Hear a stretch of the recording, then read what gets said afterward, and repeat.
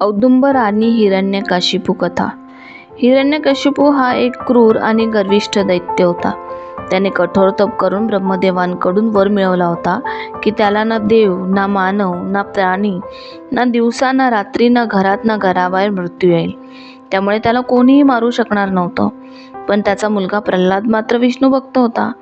प्रल्हादाच्या भक्तीवर चिडून हिरण्यकशिपूने त्याच्यावर अनेक अत्याचार केले व त्याला मारण्याचाही प्रयत्न केला.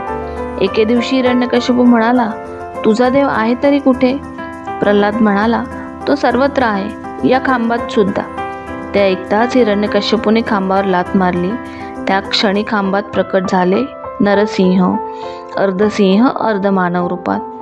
त्यांनी हिरण्यकशिपूला उंबरठ्यावर आपल्या मांडीवर घट्ट पकडून त्याचे पोट फाडून ठार मारले.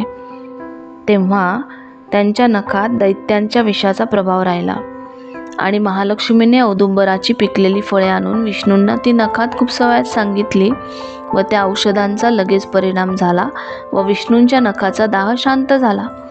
ते उग्र रूप शांत झाले आणि विष्णू औदुंबर वृक्षावर प्रसन्न होऊन त्याला वर दिला, तुला सदैव फळधारणा होईल. तू कल्पवृक्ष म्हणून पूजिला जाशील. तुझे पूजन करणाऱ्याच्या मनोकामना पूर्ण होतील. ज्यांना मूलबाळ नसेल त्यांनी तुला नियमित प्रदक्षिणा घातली तर अपत्य प्राप्ती होईल.